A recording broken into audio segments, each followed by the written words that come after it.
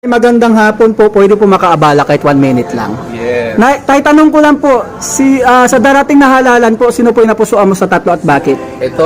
Si Isko Moreno. Bakit si Yes. Isko Moreno, Tay? Ay, ano siya, kilala ko na siya at alam ko kung gaano siya nagmamahal sa bayan natin, kaya siya pa rin ang aking boboto.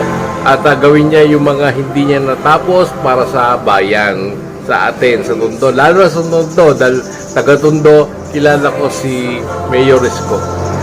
Tay, ano yung mga naalala mong mga nagawa ni Yorme dito sa Maynila? Marami yung mga kondo, yung mga eskwelahan. Ngayon, lalo na yung COVID pa dati. Yun ang number one na silang nakagawa doon sa pangyayaring yun. Silang nakaisip doon sa bagay na yun. Kaya maraming ginagawa si Mayor Isko na marami pang may matutulungan na tao, lalo na sa atin, sa ating bayan.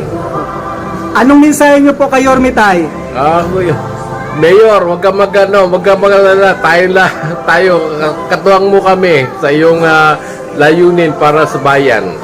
Maraming salamat, Tay, ha. God bless you po, Tay, ha. God first po, Tay. God first po. God first. Thank you po. Ay, magandang hapon po. Pasensya na po sa abala. Okay lang po makaabala kahit 1 minute lang. Okay. Naitanong ko lang po sa darating na halalan, sino po yung napusuan mo sa tatlo at bakit? Ito. Si Isko. Bakit si Isko Yorme po? kami. Love niya kami mga senyor. At saka talagang ibabalik niya ang sigla ng Manila. Kaya bilib na bilib kami sa kanya. Kahit anong paninira, siya pa rin ang aming gusto. Isko. Ano po yung mga naalala nyo pong nagawa ni Yorme, Nay? Anong pandemic, siya ang mayor namin. Hindi niya kami pinabayaan. Kami mga senyor, may gatas sa kanya. Natigil lang yun, no, nag-iba na ng administrasyon. Pero pagbalik niya, ibabalik niya uli yung insure namin. Anong mensahe nyo po kay Yorme, Nay? Yorme, ikaw na. Antay na lang natin ang halalan. Yun lang po. Maraming salamat, Nay. God bless you po. Okay. God first po tayo, Nay. God first. Thank you po. Te, magandang hapon. Pwede pong makaabala kahit 1 minuto lang, te. Tanong ko lang po, sa darating na halalan, te, sinong napusuan mo sa tatlo? Te. Wala kanin dito yun sa Bartina pa. Sino po yung napusuan nyo po sa tatlo, Nay? Na mayor? Opo. Bakit po si Isko, Nay? Si Isko ho nakatulong na ho sa amin marami. Kahit ano mangyari, Isko po talaga kami. Si Isko po talaga kami. Ano yung mga naalala mong nagawa ni Isko?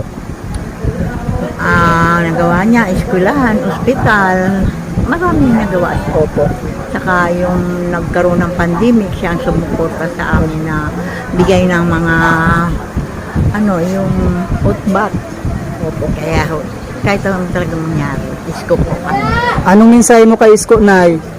Sana po, ang mensahe ko sa kanya, siya pa rin ang manalo at maasa kami, siya talagang mananalo. Maraming salamat, Nay, ha. God bless you po. God first po tayo, Nay.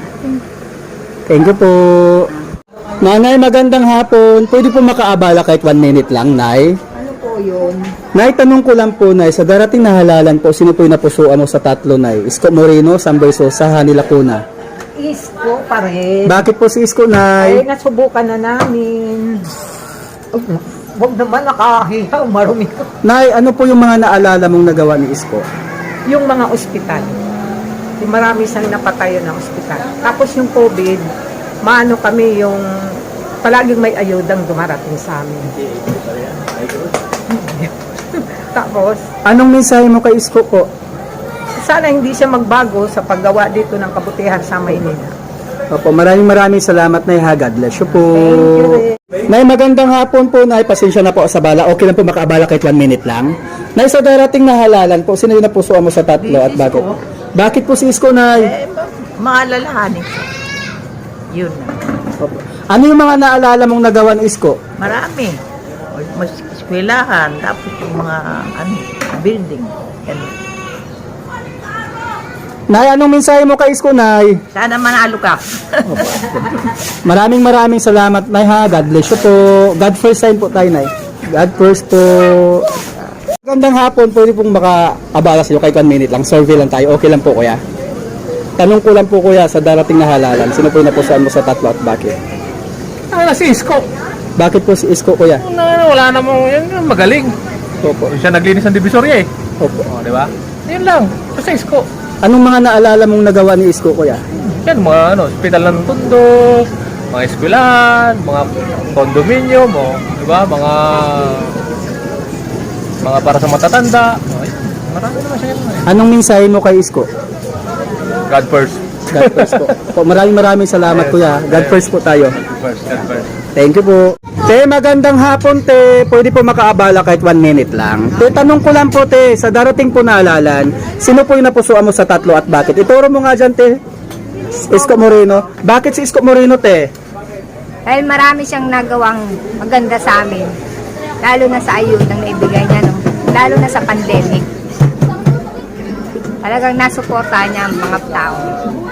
Ano yung mga naalala mong nagawa ni Yorme, te? Ilang pagbibigay niya ng 1K sa isang buwan, tapos yung sa mga senior citizen, yung food pack, buwan-buwan na may food pack. So last tanong, te, anong mensahe mo kay Yorme? Sana makabalik siya. So yun lang po, te. Maraming salamat, te. God bless you po. God first po tayo, te. Sign po. Thank you po. Te, magandang hapon po. Pwede po makaabala kahit ilang isang minuto lang. Te, sa darating na halalan, sino po yung napusuan mo sa tatlo? Isko Moreno, Sam Versosa, Hanina Pena. Bakit po si Isko, te? Isko magaling magpamalakad, saka meron siyang disiplina sa mga tao. Yun lang, Ano yung mga naalala mong nagawa ni Isko? yung nagbigay ng ayuda.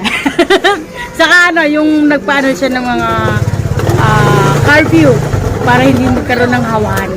Yun lang. Anong mensahe mo kay Isko, te? Sana manalo ka, di ba? Maraming salamat, te. God first, sign po tayo, te. God first po. Thank you po. God bless you po. Te, magandang hapon po. Pwede po makaabala kahit 1 minute lang. Okay lang po. Te, tanong ko lang po sa darating na halalan, sino po yung napusuan mo sa tatlo? Si Isko Moreno po. Bakit po si Isko? Kasi siya na po yung marami nang pinakitang mga magagandang nagawa. Tulad ng sa mga traffic, yun may divisoria po, 'di ba po lalo po siyang gumanda kasi hindi po siya makalat, hindi tulad po ng ngayon po kasi sobrang kalat na po kasi gawa po ng hindi na po nalilinis yung mga nagawa ni Isko Moreno na magagandang talaga. Ano yung mga naalala mong nagawa ni Isko, te? Yung yung sa mga pagtulong din po sa mga senior, hindi po siya nade-delay sa mga pagtulong sa senior, tsaka sa mga PWD. Opo. Te, anong mensahe mo kay Isko? Kami yung galingan niya. Opo. Maraming salamat, te. God bless you po, te. Yeah, Isko talaga kami. God first po tayo, te. So, Isko po kayo lahat dito? Opo, Isko Moreno po talaga kami. Lahat? Noon hanggang ngayon. Opo. Maraming salamat ulit, te. God bless you. Te, magandang hapon, kuya. Pwede makasurvey tayo, te. Okay lang. Kuya, tanong ko lang, kuya. Okay lang po. Kahit 1 minute lang, kuya. Sa darating po na halalan, sino po yung napusuan mo sa tatlo at bakit, kuya? Si Isko. Bakit po si Isko, kuya? Kasi nung marami siyang napaalis, nung gumanda ang Divisoria, gumanda ang Blooming Tree, napaalis yung mga nagtitinda sa gitna. Yun ang magandang ginawa ni Isko. Kasi dati hindi kami makaraan doon eh. Opo. Ano pa yung mga naalala mong nagawa ni Yorme, kuya? Ay, nung pandemya, may rasyon, may ayuda. Okay. Anong mensahe niyo po kay Yorme? Yorme, siyempre, bumalik ka na. Opo. Maraming salamat, kuya, ha. God bless you po. God first po tayo, kuya. Yan. God first po. Magandang hapon. Pwede po makaabala kahit 1 minute lang. Tanong ko lang po sa darating na halalan, sino po yung napusuan mo sa tatlo? Bakit po si Isko? Kasi dami niya nagawa eh. Yun lang. Okay. Ano yung mga naalala mong nagawa ni Isko po? Mga food pack, saka mga pinagawa ng hospital. Yun lang. Opo. Anong mensahe niyo po kay Isko? Sana manalo siya ulit. God first. Opo. Maraming salamat, kuya. God bless you po. Te, magandang hapon po. Te, pwede makaabala kahit 1 minute lang. Te, tanong ko lang, sa darating na halalan po, sino po yung napusuan mo sa tatlo at bakit?